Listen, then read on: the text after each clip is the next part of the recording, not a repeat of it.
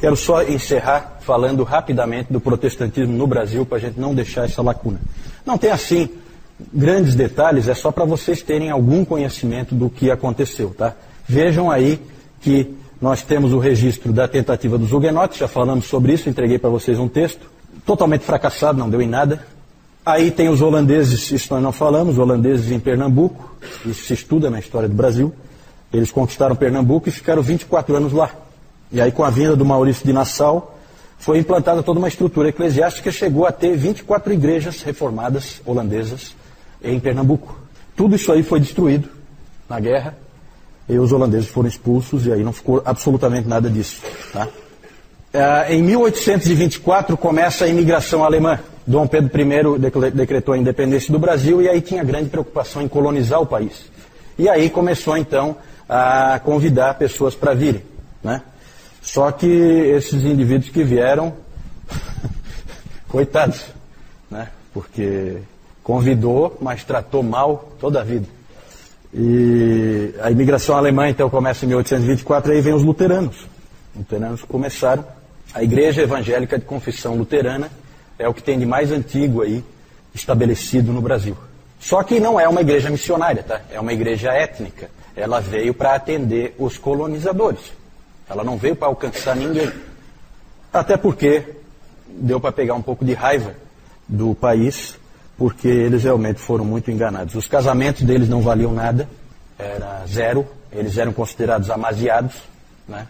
O casamento não era válido, o casamento só era... Não havia registro civil, o casamento era religioso, valia como civil, então era considerado amásia os casais, e os filhos eram todos ilegítimos. Então você convida os caras para virem colonizar o teu país e você dá esse tipo de condição para eles, né? É a cara do Dom Pedro I, né? Não se esperava outra coisa dele.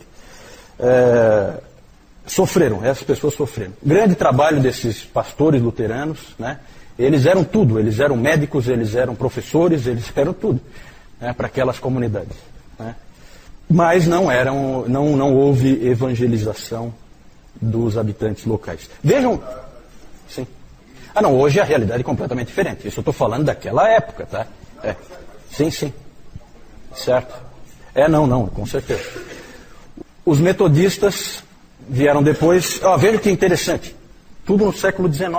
Porque o século XIX ele tem essa característica, né? O cristianismo passou a ser mundial. Com o século XIX o cristianismo passou a existir em todos os lugares. Certo? E por que nunca vinha missionário para o Brasil? Porque o Brasil era considerado cristianizado. Porque ele era católico romano.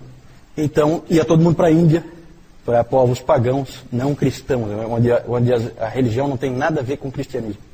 Isso também era uma dificuldade, a própria questão aí da falta de registro dos filhos e coisa, mostra essa questão da religião oficial, a ligação Estado e Igreja. Em 1835 chega ao Brasil o jovem pastor Fontaine Elliott Pitts, que foi enviado pela Igreja Metodista Americana, veio para o Rio de Janeiro. É o começo dos metodistas no Brasil. Sempre os metodistas na frente, né?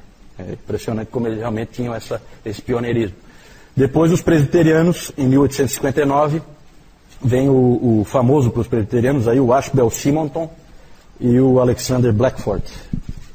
Foram os presbiterianos que ordenaram o primeiro pastor protestante brasileiro, o ex-padre José Manuel da Conceição. É interessante que são sempre ex-padres, né? Então, tanto os presbiterianos como os batistas. É interessante isso.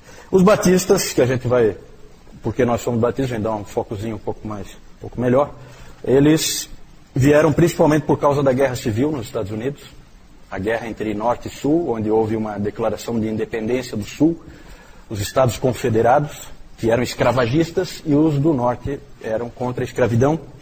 E aí houve a guerra civil lá dentro dos Estados Unidos, e muita gente veio do sul dos Estados Unidos, veio para cá. Chegaram no pequeno porto de Iguape, no litoral de São Paulo, em 1867. Veio o coronel Hutchinson Norris, William Hutchinson Norris. Ele veio e se estabeleceu em Santa Bárbara do Oeste. E para lá vieram cerca de 8.000 no total, americanos. Boa parte deles batistas. E aí, em 1871, os batistas organizaram a primeira igreja batista de Santa Bárbara do Oeste, que é a primeira igreja batista no Brasil. Mas é uma igreja étnica. Étnica, igreja para os colonizadores. Não é uma igreja missionária. Também. Exatamente, exatamente. Ali tem a cidade que é Americana, que era na época um distrito de Santa Bárbara do Oeste. É bem lembrado, bem lembrado. Na verdade, a segunda igreja batista foi construída, foi fundada em Americana, onde hoje é Americana, na época não era, né? Na verdade era a segunda em Santa Bárbara. E aí vem a figura de Antônio Teixeira de Albuquerque, que era um padre católico, que foi uma vez escondido. Ele nasceu em Alagoas e ele assistiu secretamente às pregações do pastor presbiteriano. Vejam a ligação. Sempre houve essa ligação batistas e presbiterianos. Ele foi ouvir as pregações do pastor presbiteriano John Rockwell Smith. E lá ele viu que a Igreja Católica Romana estava completamente errada e que era falso o ensino dela. E aí, então, ele foi para o Rio de Janeiro e depois ele tomou contato com os batistas lá de Santa Bárbara. E lá, ele então foi batizado e foi ordenado pastor ele foi então ordenado pastor e se tornou o primeiro pastor batista brasileiro. Antônio Teixeira de Albuquerque.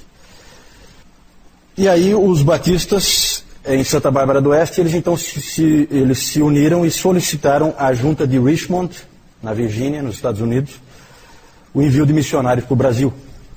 E aí vieram para o Brasil em 1881 William Buck Bagby e a esposa dele, Anna Luther Bagby, e Zacarias Taylor e Catherine Taylor. 2 casais de missionários vieram trabalhar no Brasil, foram recebidos em Santa Bárbara do Oeste, se uniram à igreja lá, e aí foram enviados em 1882, eles foram enviados para Salvador, na Bahia, onde então foi formada a primeira igreja batista com a finalidade de evangelizar o povo brasileiro.